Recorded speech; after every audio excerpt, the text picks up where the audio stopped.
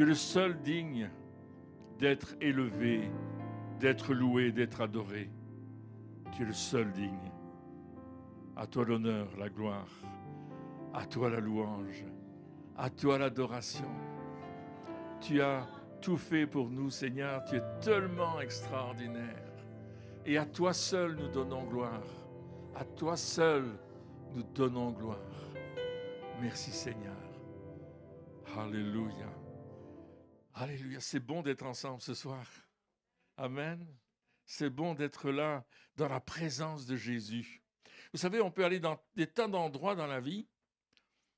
On peut faire des tas de sorties, des tas de rencontres. Mais lorsqu'on est avec le roi des rois et le Seigneur des seigneurs, on est au meilleur endroit. Dis à quelqu'un autour de toi, tu es au meilleur endroit ce soir. Le meilleur endroit dans la ville ici, c'est ici, vous êtes au meilleur endroit ce soir. Alléluia. C'est le meilleur endroit dans la ville et même dans le pays ce soir, dans la présence de Jésus. Vous imaginez que le ciel est descendu sur la terre. Wouh! Alléluia! C'est extraordinaire. Alléluia! Il y a quelque chose qui va t'arriver ce soir. Alléluia. Il y a quelque chose qui va se passer, c'est l'endroit de ton miracle. C'est l'endroit où tu vas recevoir ce dont tu as besoin ce soir. Amen. Et raconte ton miracle. Viens raconter ton miracle. Lui, il m'a envoyé un truc l'autre jour. Et je dis, j'aimerais bien vivre ce qu'il vit. Hein. Timothée, vas-y, raconte. Alors, shalom, bonsoir. Yes, oui, c'était lundi passé, il y avait une vidéo que vous faites avec Christine, 10 minutes avec Christine. Vous parlez de la pêche miraculeuse. Et alors, je suis rentré chez moi, j'ai dit, Seigneur, waouh, tu leur as donné beaucoup de poissons, tu ne pourras pas faire quelque chose pour moi aussi. Un petit peu d'argent, s'il vous plaît. Mais, oh, franchement, je parlais comme ça, mais waouh, en soirée, le Seigneur me réveille, il me dit, ouvre ton application sur ton compte, regarde ton compte. Et j'ai vu, il y avait l'argent sur mon compte. Mais le plus beau, c'est qu'il ne sait pas d'où il vient. Voilà, j'essaie de trouver qui m'a envoyé un virement. Personne, rien affiché, il n'y a pas de trace, rien. Et c'est Dieu qui m'a rappelé, il m'a dit, regarde ton compte. Il est capable, alléluia. Alléluia. Alors, tu as des problèmes d'argent ce soir? Ah oui, il va prier pour toi. Lève tes mains si c'est ton cas. Amen, Seigneur. Waouh. Père, je prie. Seigneur, je crois, je foi en toi, Seigneur, à ta parole. Tu es le Dieu des miracles. Tu es le Dieu de la multiplication. L'or et l'argent t'appartiennent. Tu appelles à l'existence des choses qui n'existent pas. Père, tu connais le code de chaque banque, de chaque compte ici, Seigneur. Et tu peux y mettre, déposer un dépôt de tout ce que tu veux parce que tu es Dieu. Tu es Dieu et tu pénètres dans tout le système de ce monde. Et tout le monde s'incline devant toi, Jésus. Alors libère ta grâce. Au nom de Jésus. Amen. Amen. Merci Timothée. Merci Timothée. Et je vais vous dire une chose. Oui, on peut applaudir ce que Dieu fait. Amen. À travers. C'est extraordinaire. On avait une conférence. C'était pas loin d'ici, près de Charleroi. Et la dame qui s'occupait de vendre des choses, là, des livres, pour l'orateur qui était là, elle a pris toute la monnaie qu'elle avait dans son porte-monnaie pour faire le change. Bien évidemment, elle ne l'avait pas en retour puisqu'il n'y avait pas de change, donc elle donnait la monnaie. Et elle s'est dit, mais Seigneur, j'ai donné toute la monnaie, c'est pour payer le bus de mes enfants, pour aller à l'école, leur repas de midi, etc. Et puis là, j'ai tout donné, là. Et puis le lendemain, quand elle a dit, Seigneur, comment je vais faire? Elle ouvre le porte-monnaie et toute la monnaie était dans le porte-monnaie. Amen. Alléluia. Une autre fois, on était du côté de Montélimar et il y avait un orateur qui était venu. Et puis, on lui a fait une offrande. Et c'était un peu compliqué parce qu'il n'y avait pas beaucoup d'argent. Les gens n'avaient pas fait beaucoup dans l'offrande, ils n'avaient pas donné beaucoup dans l'offrande. Et on s'est dit, comment on va bénir cet homme? On voudrait le bénir parce qu'il nous a bénis. Alors, on lui a donné ce qu'on avait. Il y avait 200 € qu'on lui a donné. C'était déjà pas mal, mais on aurait voulu donner 500. Et puis, il arrive au péage. Il ouvre l'enveloppe pour payer. Et ce n'était pas 200 € qu'il avait, c'était 500 € qu'il avait dans l'enveloppe. Alors, il nous a appelés en disant, vous savez, là, vous m'avez donné 200 euros parce qu'il avait signé un papier. Il y en avait 500, vous êtes trompés. Disons, on n'a pas pu te donner 500, on en avait que 200. Mais Dieu avait pourvu à cette bénédiction-là. Alléluia. Amen. Gloire à Dieu. Ce soir, j'aimerais vous parler de quelque chose d'intéressant. En tout cas, moi, j'ai trouvé ça intéressant quand j'ai préparé mon message ce soir. La chose que j'aimerais vous dire, c'est que c'est bien de venir à des rencontres de guérison. C'est bien de recevoir la prière. Mais quand il n'y a pas de rencontre, comment on fait? Vous avez déjà réfléchi à ça? Qu'est-ce qu'on fait? Comment est-ce qu'on croit? Est-ce qu'on attend la prochaine rencontre qui a lieu 5 ans plus tard ou 5 mois ou longtemps après? Alors j'aimerais vous parler ce soir de comment on est capable d'avoir et de pouvoir avoir notre guérison. Vous êtes d'accord d'entendre ça? J'aimerais parler avec vous de plusieurs points. Il y en a 10. Le premier point, c'est de regarder à Jésus. Oui. Mes amis, c'est le seul qui nous guérit. Et tout au long, je vais répéter ça, mais la Bible dit dans Ésaïe 53, 5 que c'est par les meurtrissures de Jésus que nous sommes guéris. Et l'apôtre Pierre, c'est pas n'importe qui, hein? Et il est là, c'est devant vous. L'apôtre Pierre, il dit que c'est par ces meurtrissures que vous avez été guéris. Il y a 2 conjugaisons différentes. Ésaïe 53, 8 siècles avant la venue de Jésus, il dit que vous êtes guéris. C'est le présent de l'indicatif. T'es guéri. Alléluia. J'entends pas beaucoup d'alléluia. Hein? Et puis Pierre, il répète ça. Il dit, vous avez été guéris. Il y a 8 siècles auparavant, pour nous, en tout cas pas pour lui à cette époque-là. Quand Isaïe le prophète en a parlé. Et il a dit, mais ça y est, t'es guéri, mon ami. Et pourquoi est-ce que c'est important? Eh bien, parce que la Bible dit que la guérison, c'est le pain des enfants. C'est Jésus qui raconte ça. Dans Marc, dans l'évangile de Marc, alors je vais prendre ma référence ici pour ne pas me tromper, n'est-ce pas? Au chapitre 7 et au verset 26, il y a une syrophénicienne qui vient voir Jésus. Et c'est pas une juive, là. C'est quelqu'un qui habite le pays d'à côté. Et elle vient voir Jésus parce qu'elle a entendu les miracles qui se passaient. Et sa fille est possédée à la maison, elle est malade, il n'y a rien qui marche. Et elle vient chercher Jésus, elle lui dit, écoute, fais quelque chose pour ma fille. Jésus lui dit, écoute, on ne va pas donner le pain des enfants aux petits chiens. Waouh! Ça peut être démoralisant quand on dit une affaire pareille, hein? Mais non, la femme, elle a bien compris.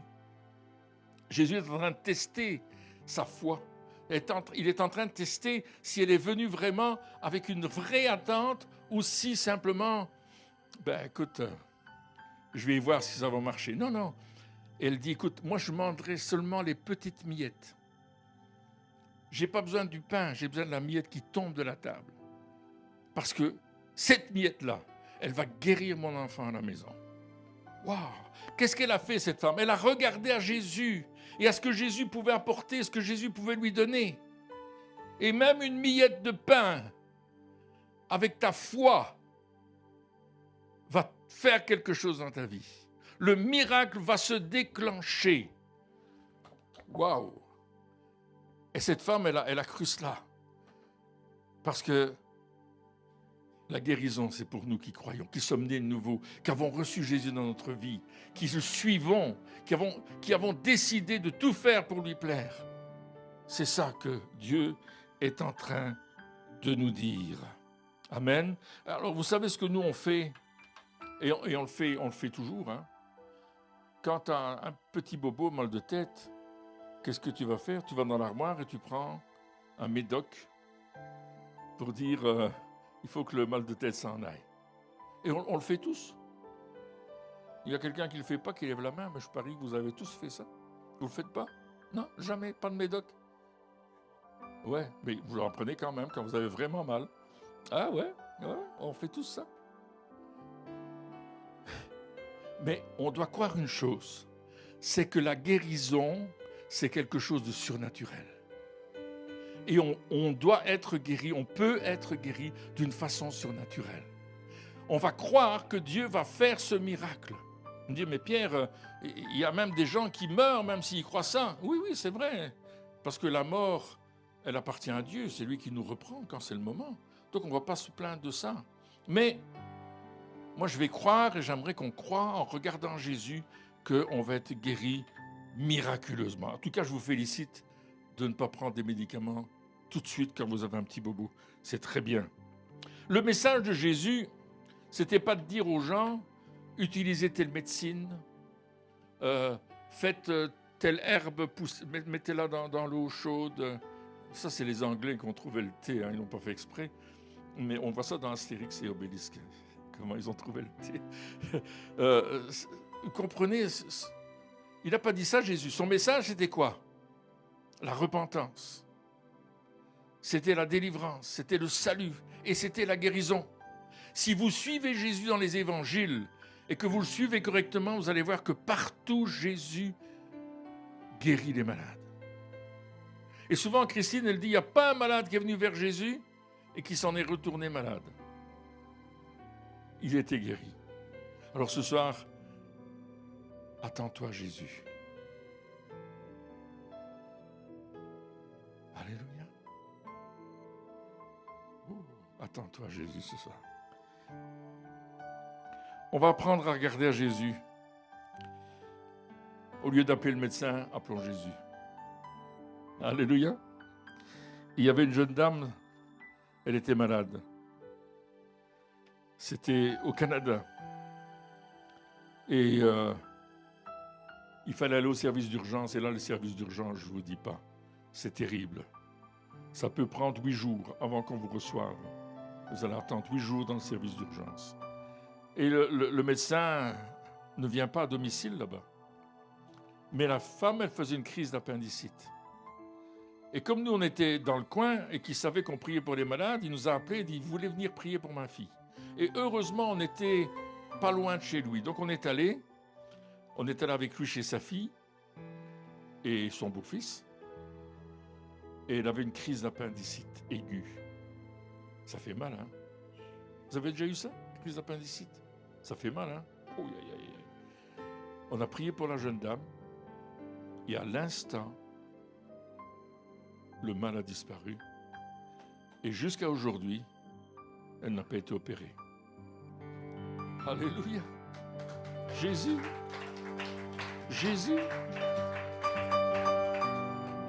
Le réflexe du papa, c'est « on va prier pour ma fille ». Le réflexe du mari, c'est « on va prier pour ma femme ». Et vous savez ce qu'ils ont fait? Ils ont été chercher un frère et une sœur qui étaient dans le coin et on se connaissait bien, on avait vu les enfants grandir. Et ils ont dit « Pierre, viens prier pour ma fille ». Et on s'est mis ensemble. Et tous les 6, on a prié pour la jeune dame. Et la jeune dame a été guérie par la main du Seigneur. Alléluia. Tournons-nous vers Jésus. Attendons-nous à son œuvre puissante. Mon message n'est pas long ce soir. Ça, c'était le premier point. Le deuxième point, croire que selon la Bible, ce qui est normal, c'est d'être guéri d'une façon surnaturelle. Ouais, c'est intéressant de croire ça.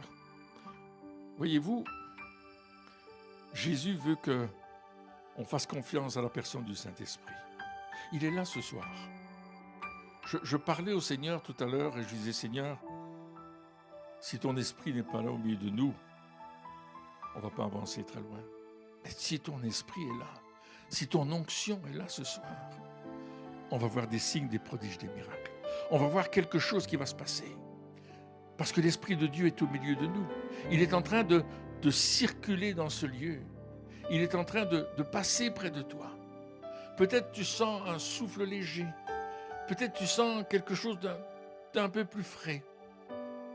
Peut-être dans ton cœur tu te dis, il y a une différence. Le Saint-Esprit, il est là pour toi ce soir. Il touche tes yeux physiques parce qu'il veut toucher tes yeux spirituels. Il veut toucher l'intérieur de ton cœur. La Bible dit que l'homme charnel, il ne comprend pas les choses de Dieu. C'est l'homme spirituel. Alors l'homme, la femme, c'est une question d'expression, qui reçoit ce qui vient de Dieu. Et souvent on prie que ta volonté soit faite sur la terre comme elle est faite au ciel. Parce qu'on veut que cette présence de Dieu vienne en nous et nous transforme. Wow. Quelle gloire, mes amis, ce soir, au milieu de nous. Alors Jésus va nous amener dans cette dimension du Saint-Esprit. On a besoin de la personne du Saint-Esprit. On a besoin de ne pas attrister le Saint-Esprit. On a besoin d'écouter le Saint-Esprit. On a besoin d'entendre son doux murmure. Moi, je peux vous dire des paroles, mais lui, il parle à ton cœur. Tout d'un coup, il te donne une révélation. Tu entends une parole que je dis, mais toi, tu comprends autre chose, parce que Dieu est en train de te parler. C'est pour ça qu'il ne faut pas se distraire. Quand on est dans une réunion, on parle de Dieu et où le Saint-Esprit est présent. Parce que c'est ça qui, tout d'un coup, va révéler la présence de Dieu dans nos cœurs. Et vous savez, on va se fonder sur la parole de Dieu. On va appuyer notre foi sur les déclarations de Jésus dans sa parole. Pas les déclarations de X ou Y, d'un gourou comme ceci ou d'un gourou comme cela. On va s'appuyer sur Jésus, sur ce qu'il dit. Parce que la parole de Dieu, elle est vivante et efficace. Elle est vivante, mes amis. La parole de Dieu, elle est vivante. Tu ne le sais pas, peut-être tu ne crois même pas qu'elle est vivante, mais elle est vivante. Vous savez, quand on a des petits bébés à la maison, là, on sait qu'ils sont vivants quand ils réclament à manger. C'est vrai pour les parents qui sont dans le fond, là. Hein, quand ils réclament à manger, on sait qu'ils sont vivants. Même si c'est au milieu de la nuit, on les entend. La parole de Dieu est vivante. La parole de Dieu vivante, elle agit. La parole de Dieu vivante, elle donne une révélation et une révolution. J'allais dire révolution, mais c'est révélation que je voulais dire. Parce que la parole de Dieu est efficace. Le deuxième point, c'est croire la parole de Dieu. Mais si vous ne la lisez pas, si vous ne la méditez pas, vous ne pourrez pas croire quelque chose. Tu ne peux pas croire quelque chose qui n'existe pas. Ça, c'est avec Peter Pan, là. Vous savez, Peter Pan, là, vous savez ce qu'il faisait, hein? Peter Pan. Il mangeait dans une assiette où il n'y avait rien. Et il disait, ah, c'est merveilleux, ça. Et souvent, il y a des chrétiens qui mangent dans des assiettes où il n'y a rien. Ils sont comme Peter Pan, les enfants perdus. Ils n'ont pas compris que la parole de Dieu, elle était vivante. Il faut la manger. Il faut qu'on la mange. Alors, je ne vous dis pas de manger votre Bible, hein, c'est pas ça que je suis en train de dire. Vous ne comprenez pas ce que je n'ai pas dit. Hein, mais on va dévorer la parole, on va la manger. Parce qu'elle va être efficace dans nos vies. Parce que la parole de Dieu, elle est formidable. Troisièmement, croyons que nous avons été rachetés du péché par le sang précieux de Jésus. Écoutez, je vais vous lire Pierre, l'apôtre Pierre. J'aime bien l'apôtre Pierre. Le premier livre de Pierre, chapitre 2, verset 24. Jésus qui a porté lui-même nos péchés en son corps sur le bois, afin que, morts au péché, nous vivions pour la justice, lui par les meurtrissures duquel vous avez été guéris. Et l'apôtre Pierre met sur le même niveau le salut et la guérison, le salut et la délivrance, le salut et la présence de Dieu dans nos vies. Mes amis, c'est quelque chose d'extraordinaire parce que ça a à voir avec l'expiation de Jésus-Christ quand il est mort sur la croix. Il est mort pas par accident, il est mort pas parce que c'était la tradition de ce temps-là de mourir sur la croix. Il est mort, pourquoi? Il est mort sur la croix parce qu'il voulait expier nos péchés à nous. Pas les siens, il n'en avait pas. Il était pur, sans péché. Mais il a pris ton péché, il a pris mon péché. Personne dans le monde n'a jamais fait ça. Et il a pris le péché pour l'humanité, le péché de ceux qui étaient avant nous et le péché de ceux qui seront après nous également. Ça, c'est l'œuvre de Jésus. Il a pris ton péché. Alléluia. Ne laisse plus le péché dominer sur ta vie.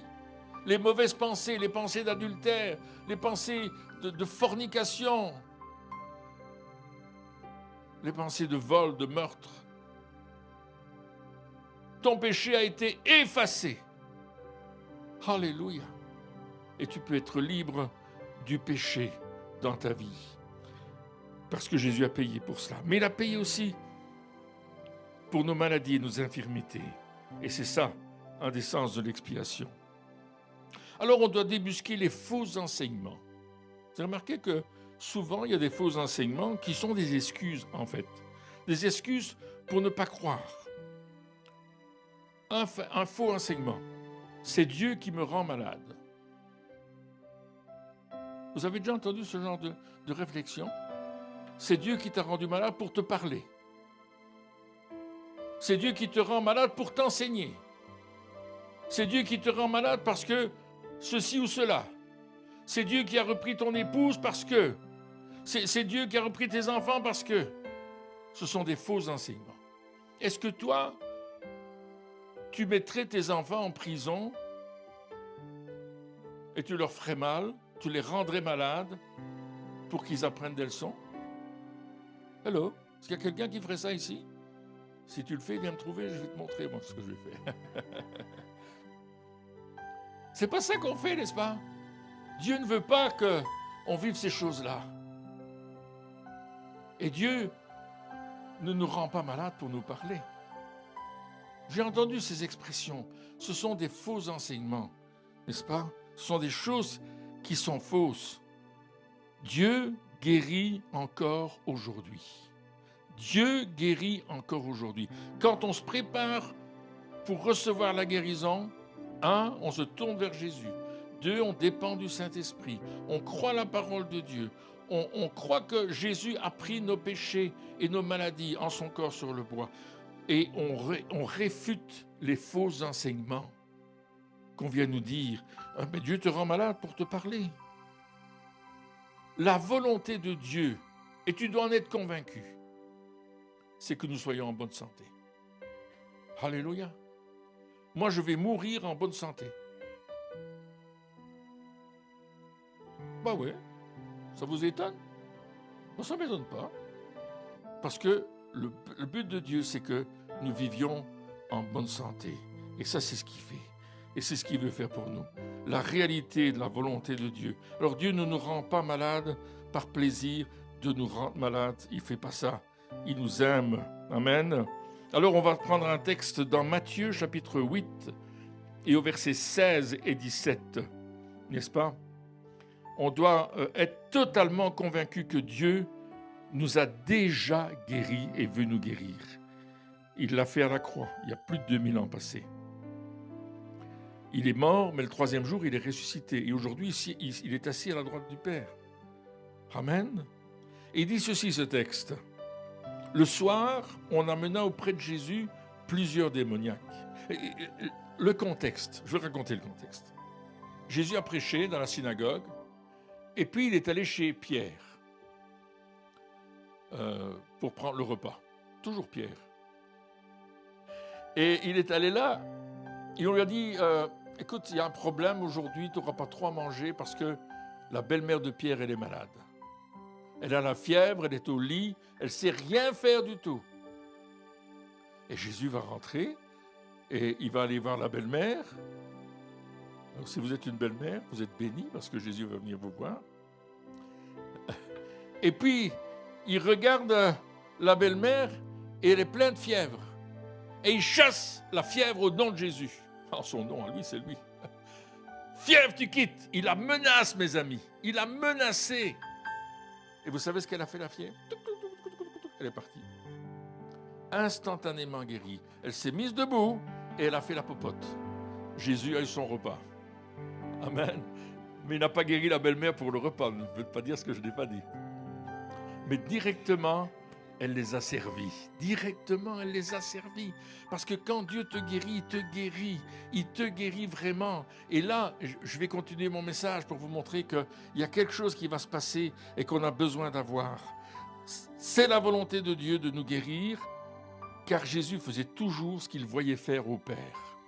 Ça, c'est le point suivant. N'est-ce pas? Jean chapitre 5, verset 19. Jésus reprit donc la parole et leur dit, en vérité, je vous le dis, le Fils ne peut rien faire de lui-même. Il ne fait que ce qu'il voit faire au Père, et ce que le Père fait, il le fait aussi pareillement. Alléluia.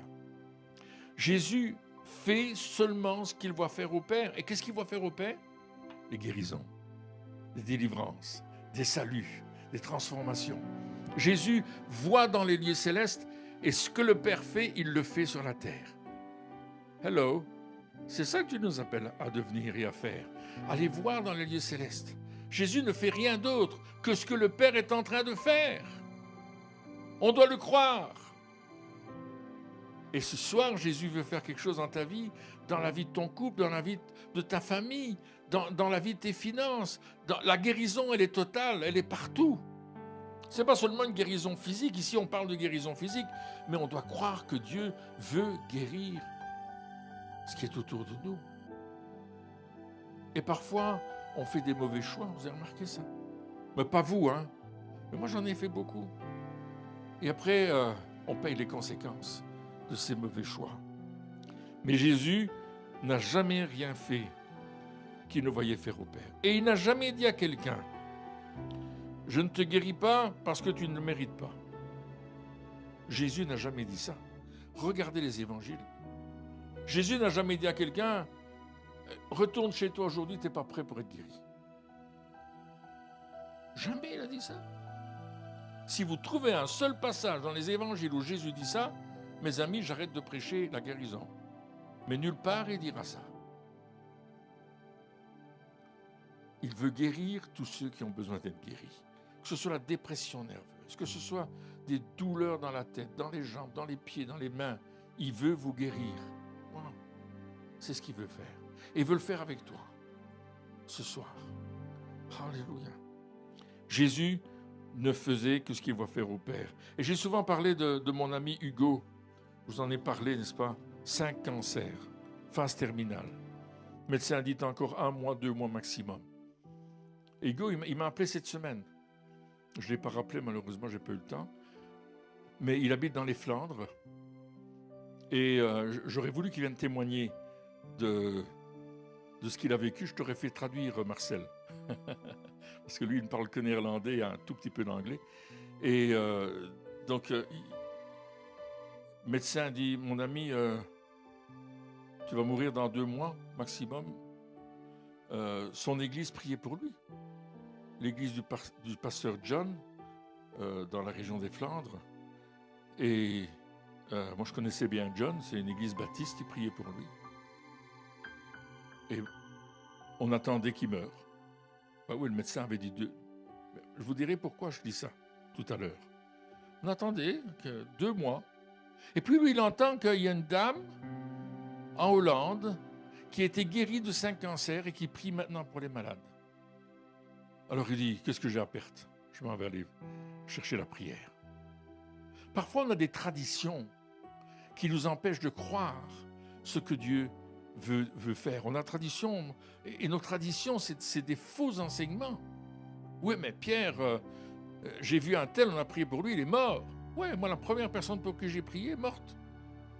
Mais je ne me suis pas arrêté là. Hein. Parce que j'ai dit, écoute Seigneur, d'abord, c'est pas moi qui guéris, c'est pas toi qui guéris, c'est Jésus qui guérit. Et là, il s'est passé quelque chose, il est allé, elle a prié pour lui, et il est rentré chez lui, il n'était plus le même. Sa femme l'a remarqué. Elle a dit, mais t'es plus le même. T'es allé à une réunion, qu'est-ce qui s'est passé? Mais la dame a prié pour moi. La dame était âgée, on l'a rencontrée, Christine et moi, cette dame hollandaise. Elle était âgée. Elle est près du Seigneur maintenant. Il a prié pour elle, pour lui. Il est rentré à la maison. Il s'est passé quelque chose. Il a commencé à retrouver des forces. Alors, il est retourné le lendemain, le surlendemain, le surlendemain. Il est allé là, il a lu la parole, il a cru. Il a commencé à mettre la parole de Dieu dans son cœur. Il a commencé à croire, il a commencé à déclarer sa guérison. Et aujourd'hui, 30 ans après, peut-être même plus, il est complètement guéri de ces 5 cancers qui ne sont jamais revenus. Alléluia! Il a cru Dieu et Dieu l'a touché et il a persévéré. La première chose, allez vers Jésus. La deuxième chose, croyez la parole de Dieu. Laissez le Saint-Esprit agir en vous.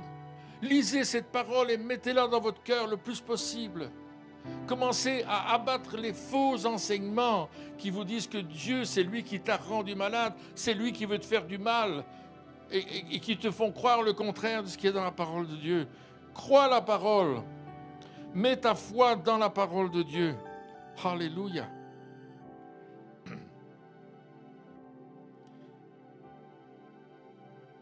On va éradiquer nos faux enseignements, n'est-ce pas?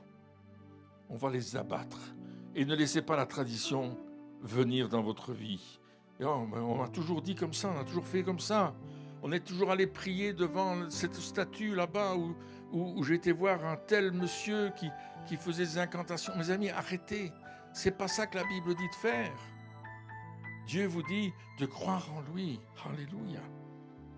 Alors, croyez aussi que Dieu donne la puissance et l'autorité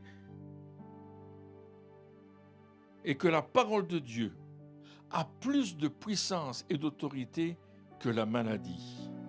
Oh, je vais répéter ça parce qu'il n'y a pas eu beaucoup de réactions là. La parole de Dieu a beaucoup plus de puissance que la maladie. Amen. C'est la vérité. La parole de Dieu a beaucoup plus de puissance que la maladie. Et je vais vous dire ce que Jésus a dit à ses disciples dans Matthieu 10, verset 1. Puis, ayant appelé les 12 disciples, il leur donna le pouvoir de chasser les esprits impurs et de guérir toute maladie et toute infirmité. Jésus leur a donné la puissance, l'autorité, le mot pouvoir, c'est exousia en grec, c'est l'autorité nécessaire pour s'occuper et chasser la maladie. Il y a une différence entre la puissance, quelqu'un qui est puissant, et quelqu'un qui a l'autorité. On peut avoir de la puissance et n'avoir aucune autorité. Est-ce que c'est vrai? On peut être puissant. Comme cet homme, on avait un champion du monde d'haltérophilie chez nous. Redingue. Vous vous souvenez de Serge Redingue? Et Serge Redingue, c'était champion du monde. Il avait de la puissance. Et on l'a fait tirer un autobus rempli de 55 personnes assez bien enveloppées. Et il a dû tirer le bus avec une corde qui était attachée au pare-choc devant, seulement avec ses dents, et il devait le tirer sur 100 mètres. Bon, ils avaient défait le frein en main et c'était un point mort, hein, quand même. Et il l'a fait, la puissance.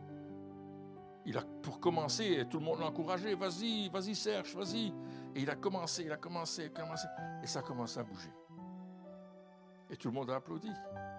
Mais en France, Jean-Baptiste, en France, j'ai vu un monsieur, mais pas plus grand que ça, qui d'une seule main a arrêté un camion de 10 tonnes. Mais sur son képi, il faisait marqué police. Et ça, c'est l'autorité.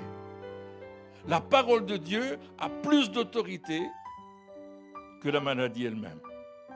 Ça veut dire que tu peux dire à la maladie, ça suffit.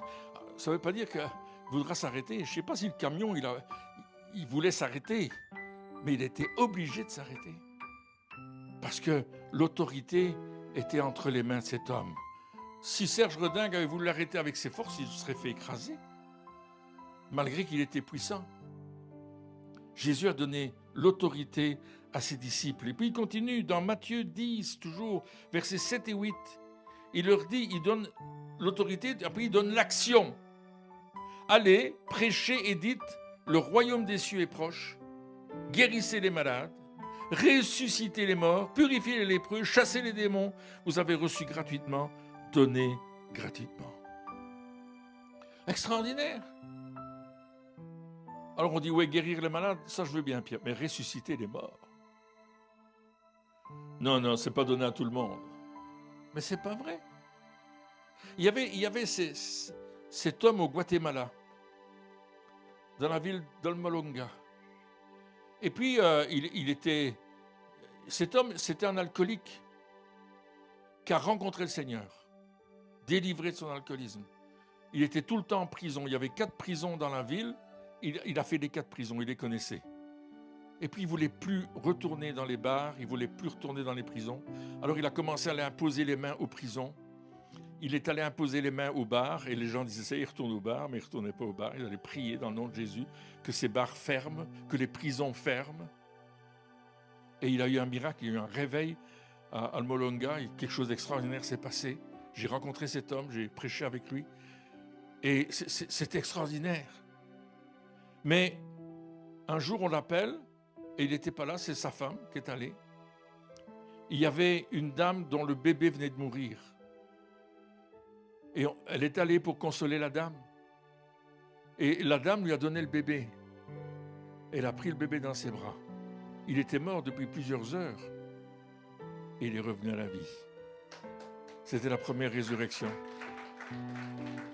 Elle voulait juste consoler la madame. Son mari n'était pas là. Le pasteur n'était pas là. Il fallait consoler la madame qui avait perdu son bébé, la maman. Mais elle a eu combien de guérisons de bébés ressuscités? Une trentaine de bébés ont été ressuscités, d'enfants ont été ressuscités. Elle n'a rien fait grand-chose, sinon croire que Dieu pouvait le faire. Et même au début, mais quand elle a vu les guérisons et les résurrections, alors ils ont continué. Vous aussi, Dieu vous appellera peut-être à prier pour quelqu'un qui va ressusciter. Nous, on l'a vécu, Christine et moi, plusieurs fois, et on a vu des gens revenir à la vie par la grâce de Dieu, n'est-ce pas? Alors, est-ce que ça veut dire qu'ils vont vivre sur la terre tout le temps? Ben non, un jour, on va mourir même. Hein? Même Lazare qui a été ressuscité par Jésus, ben, il a fini par mourir, hein? D'accord? Mais, vous imaginez la puissance de Dieu? Alors, on continue dans Marc, chapitre 16, versets 17 à 18. Et là, il donne une... Comment on appelle ça?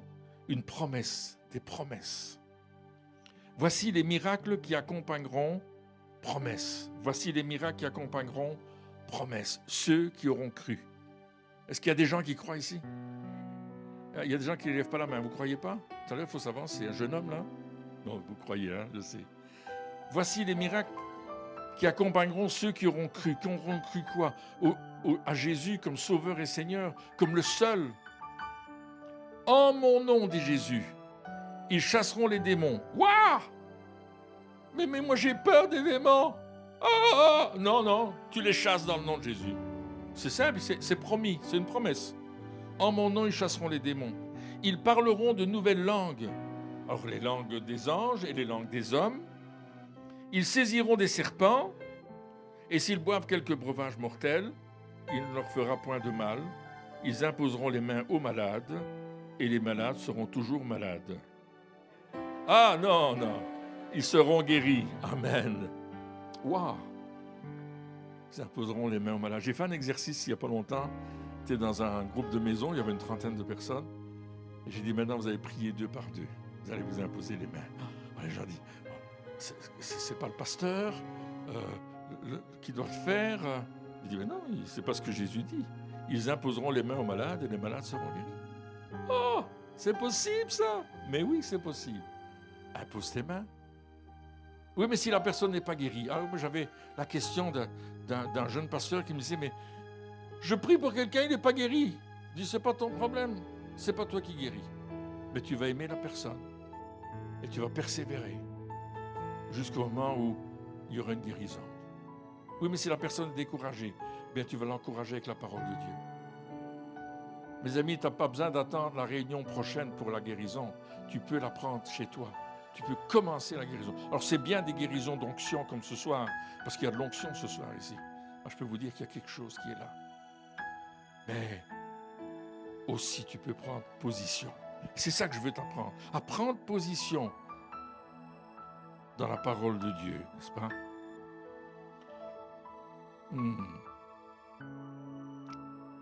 Ne pas compromettre ta foi. Ça, c'est le point numéro 7.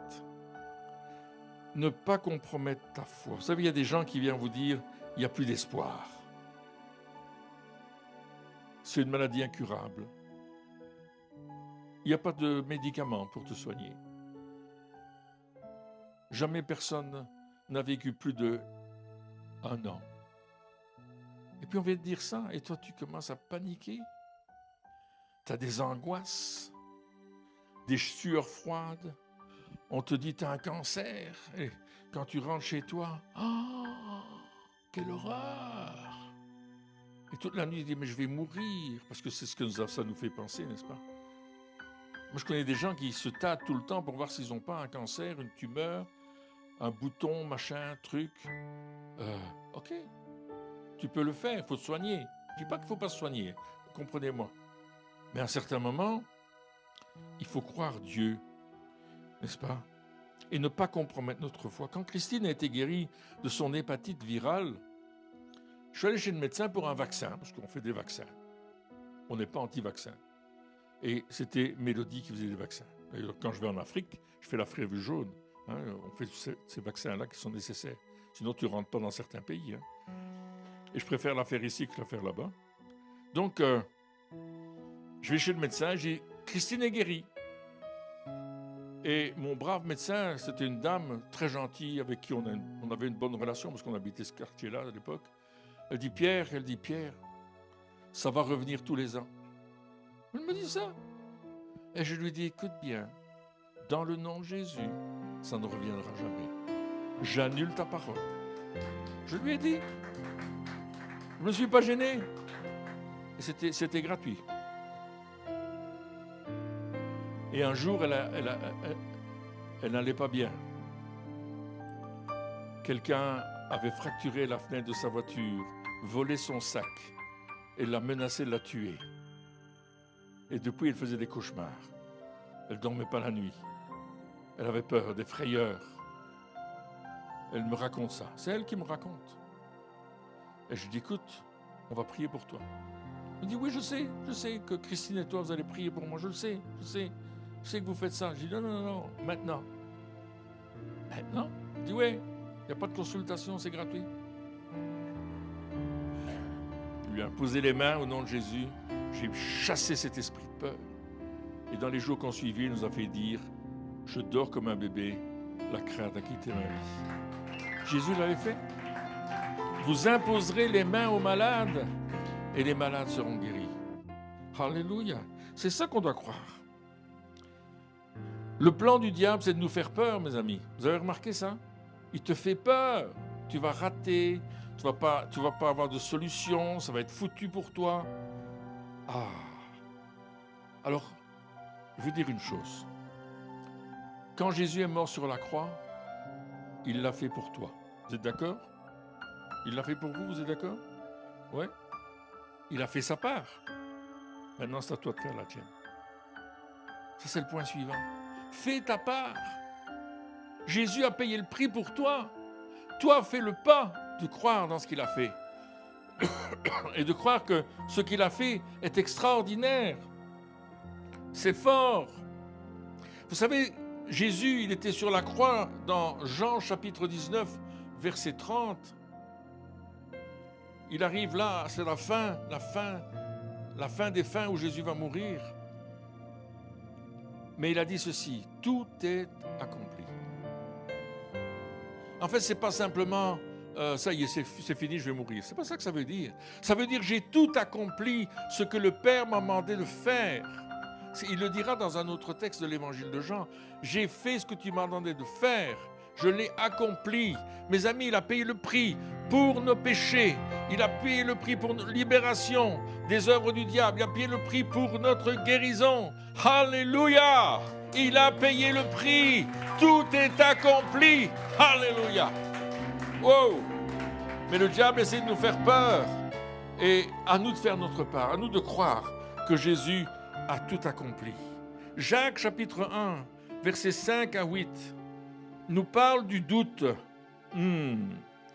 Si quelqu'un d'entre vous manque de sagesse, qu'il la demande à Dieu, qui donne à tous simplement et sans reproche, et elle lui sera donnée. Mes amis, moi je demande la sagesse à Dieu régulièrement. Alléluia. Parce que j'en ai besoin. J'ai besoin de cette sagesse et vous en avez besoin aussi. Mais qu'il la demande avec foi, sans douter. Car celui qui doute est semblable au flot de la mer, agité par le vent et poussé de côté et d'autre. Qu'un tel homme ne s'imagine pas qu'il recevra quelque chose du Seigneur. C'est un homme irrésolu, inconstant dans toutes ses voies. Le Saint-Esprit nous invite à croire sans doute, sans douter. Et parfois, on demande à Dieu quelque chose et on doute. Vous avez remarqué ça? On demande à Dieu, Seigneur, fais quelque chose, mais dans la seconde qui suit, on doute qu'il va le faire. Ça vous est arrivé? Moi, ça m'est arrivé. Hein. Je demande et puis je dis, oh, est-ce qu'il va le faire? Oui, mais et on trouve des raisons. Hein. Oui, mais si un tel a fait ceci, ou un tel a fait... Non, non, non. Dieu a dit qu'il ne fallait pas douter. Aide-nous à ne pas douter, Seigneur. Et le point suivant, résister au diable. Et ça, c'est un point important. Résister au diable. C'est l'apôtre Jacques qui nous dit ça. Résistez, Jacques chapitre 4, verset 7. Soumettez-vous donc à Dieu, résistez au diable et il fuira loin de vous. Dieu nous invite à résister à l'ennemi. Résister, le mot résister veut dire exactement ceci. Lutter activement contre, combattre. Résister, c'est combattre, c'est lutter contre. C'est empêcher l'ennemi de te faire tomber. Résiste au diable, résiste-lui, combat-le. Arrête de croire qu'il est plus puissant que toi. Tu as beaucoup plus d'autorité que lui. Tu as toute l'autorité, parce que lui était vaincu à la croix. Mais toi, tu étais ressuscité avec Jésus, et tu es assis avec lui dans le lieu céleste. Résiste au diable. Alléluia. Et Jésus nous donne une manière de faire. Marc chapitre 11, versets 23 à 24. Il nous donne une piste de réflexion, mais d'action, où Jésus dit « Ayez foi en Dieu. Je vous le dis en vérité, si quelqu'un dit à cette montagne, ôte-toi de là et jette-toi dans la mer, et s'il ne doute point en son cœur, mais croit que ce qu'il dit arrive, il le verra s'accomplir. C'est pourquoi je vous dis, ou je vous déclare, que tout ce que vous demanderez en priant, croyez que vous l'avez reçu, et vous le verrez s'accomplir. » Jésus est en train de dire quelque chose de formidable ici. Moi, je trouve ça formidable. D'abord, il dit, ayez foi en Dieu, ayez la foi de Dieu, ayez foi que Dieu va agir, ayez foi que Dieu va faire quelque chose. En fait, pourquoi est-ce que Jésus dit cela? Quel est le contexte? Bien, le contexte, c'est un figuier qui a séché. Jésus a trouvé un figuier, et le figuier, ça représente Israël. C'est l'image. Et ce figuier était super beau. Et les gens qui sont religieux sont super beaux.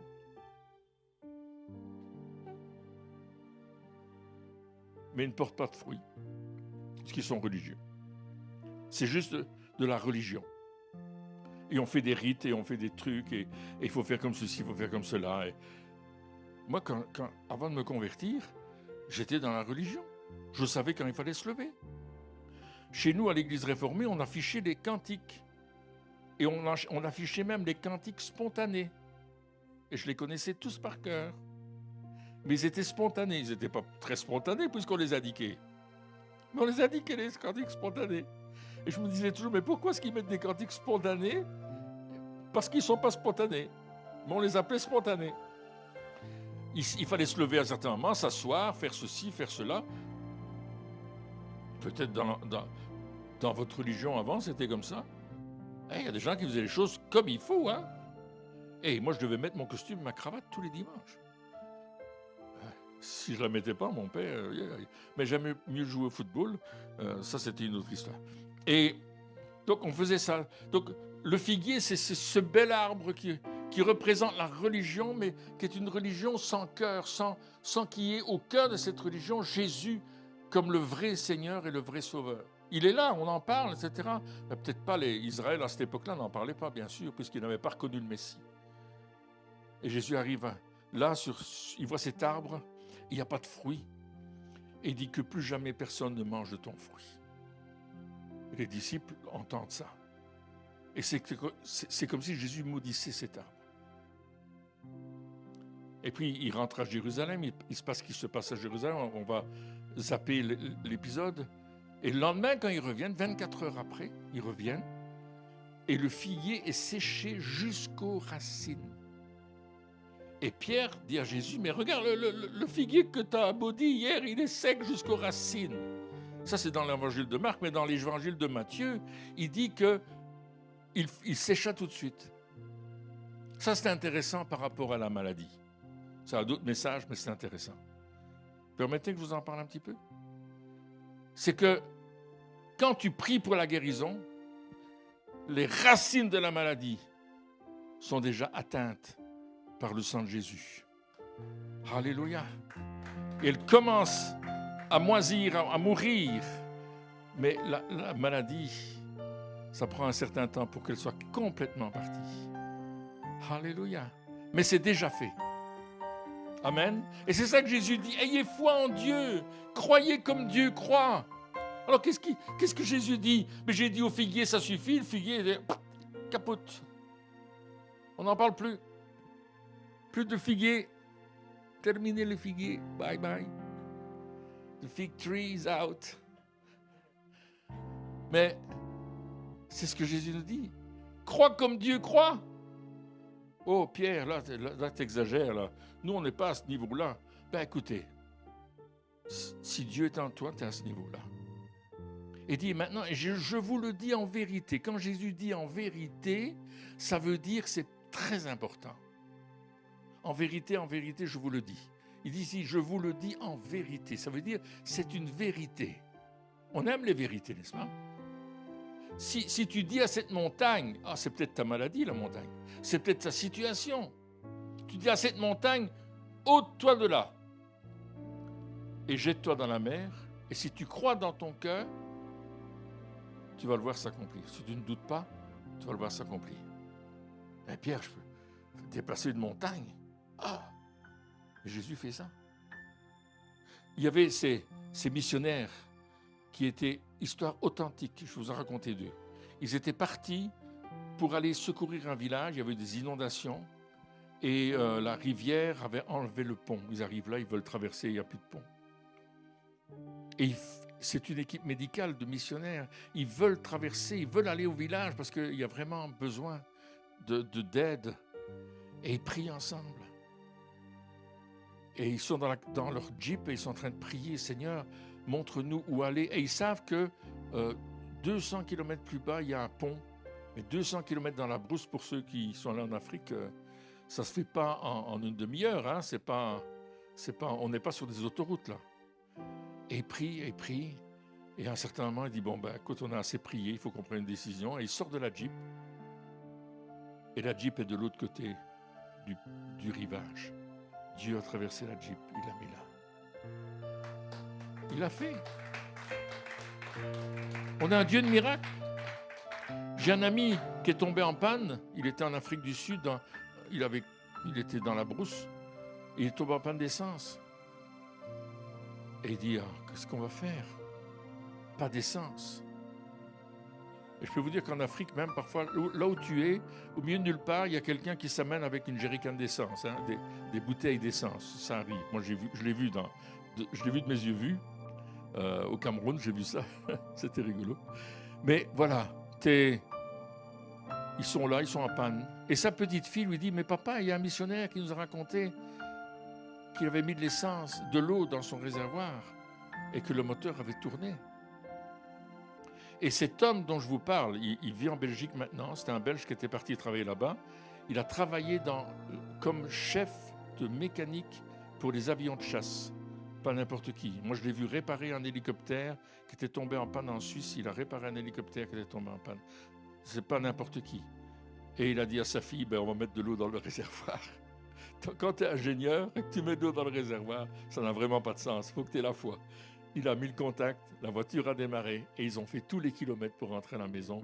Et ils ont encore roulé toute la semaine sans mettre de l'essence. Dieu avait pourvu. Amen. Alors, je ne suis pas en train de te dire mettre de l'eau dans ton réservoir. Je ne t'ai pas dit de faire ça aussi, c'était un problème. Il ne vient pas me trouver. Mais voyez ce point-là qui dit que simplement, je vais croire la puissance de Dieu.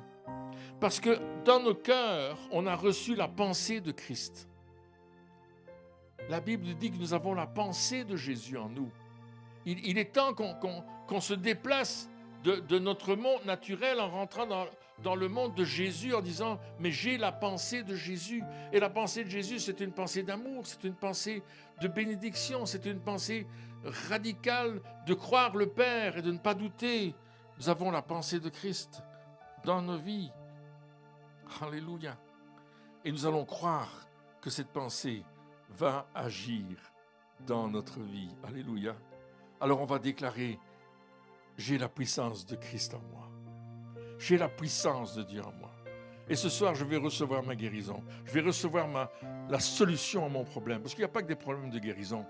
Le premier problème qu'on peut avoir, c'est le problème de notre conversion. Est-ce que Jésus est vraiment dans notre cœur? Peut-être qu'il y a des gens qui nous regardent, qui ont pris l'émission en marche et qui disent « Moi, je n'ai jamais entendu parler de Jésus comme ça. » Bien, invite-le dans ta vie. Invite-le à devenir ton sauveur. Invite-le à pardonner tes péchés. Invite-le à devenir ton Dieu.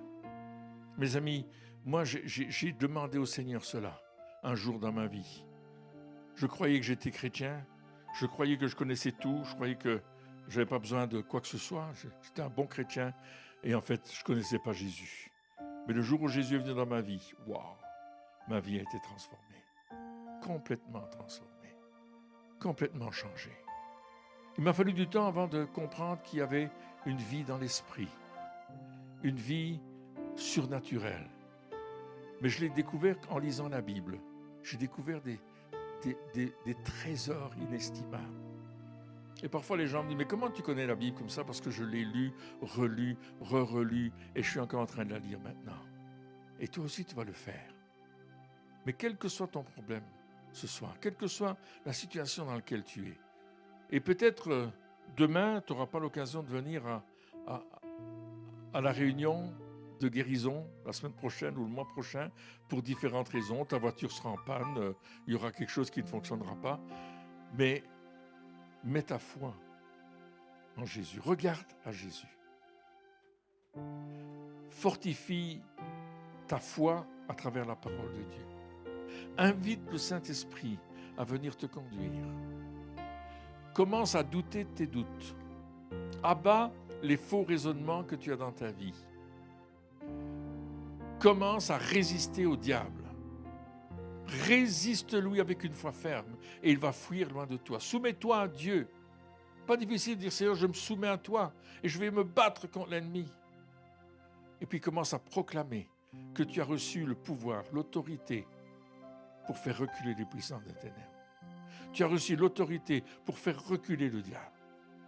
Commence à rentrer dans une réalité spirituelle dans ta vie. Ne laisse pas l'ennemi te voler ce que Dieu t'a donné. Et crois ceci, jamais quelqu'un est venu à Christ et s'en est retourné malade parce que Dieu lui a dit, écoute, t'es pas prêt. Ça, c'est des mensonges. Dieu veut te parler en te rendant malade, c'est des mensonges. N'est-ce pas? Moi, je ne parle pas aux paroissiens de l'Église en leur donnant des coups de poing et en frappant dessus en disant si tu n'écoutes pas, ça va aller mal. On ne fait pas ça. Dieu ne fait pas ça avec toi non plus. Ne commence pas à crier sur toi. Ne commence pas à te maudire. N'est-ce pas? Il veut te bénir. C'est ce qu'il veut faire ce soir. On va se lever.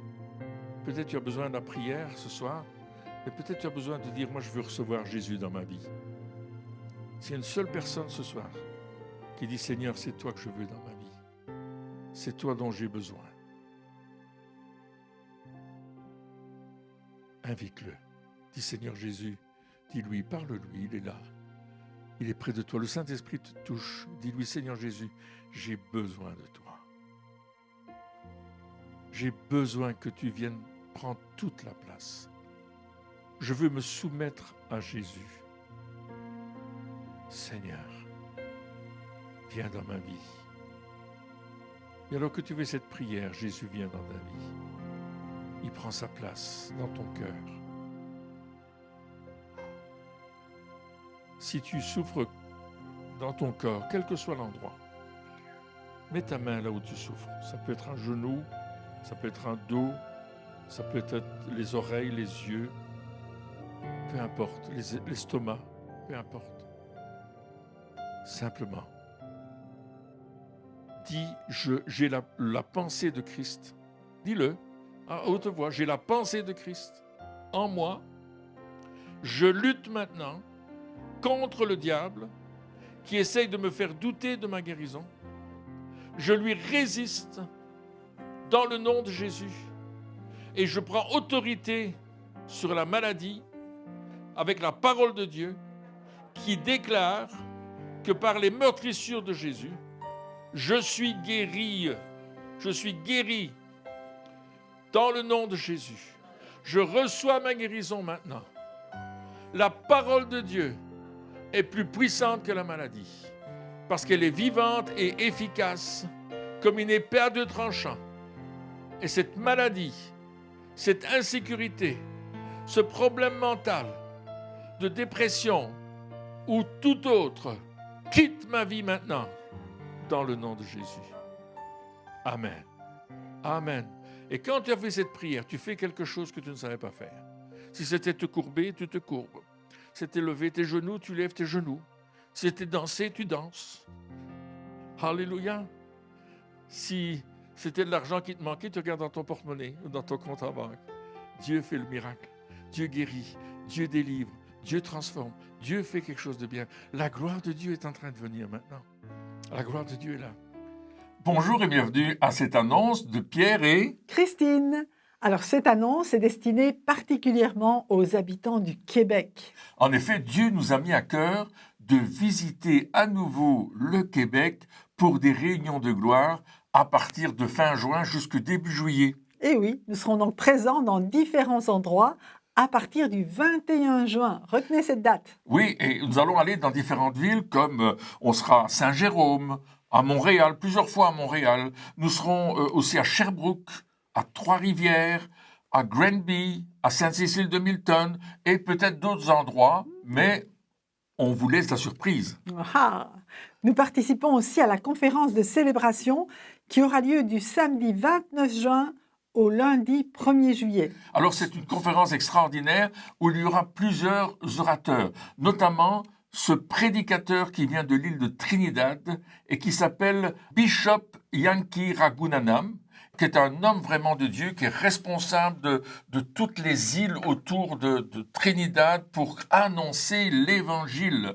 Il y aura aussi l'apôtre Daniel W. Poulain qui sera là, Rabbi Gennady qui sera avec nous pour célébrer ce bon moment.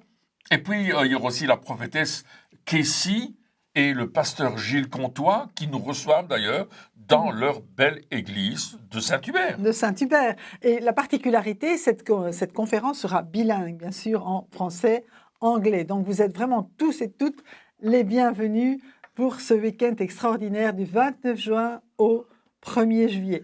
Alors inscrivez-vous à cette conférence. Venez nous voir, venez nous rencontrer et surtout vous pouvez appeler au numéro de téléphone qui va apparaître sur votre écran et déjà prévoir ces jours du samedi 29 juin, du dimanche 30 juin et du lundi 1er juillet, un moment extraordinaire pour célébrer la gloire de Dieu. Nous attendons à des signes, à des prodiges et à des miracles comme nous les voyons régulièrement dans nos réunions. Dieu va intervenir. C'est l'endroit de votre miracle. Et si vous voulez plus d'informations encore, vous allez sur notre site www.apollos.eu pour avoir toutes les informations sur tous les endroits où nous irons, les dates, les heures, les adresses complètes. Donc, allez-y et nous espérons vraiment vous rencontrer lors de ce voyage. Voilà, merci de nous avoir écoutés. Donc, n'oubliez pas notre site web www.apollos.eu. Venez dans la rubrique Pierre et Christine événements et vous aurez tout sur notre séjour au Québec. On vous bénit dans le nom de Jésus. Au revoir. Et à bientôt.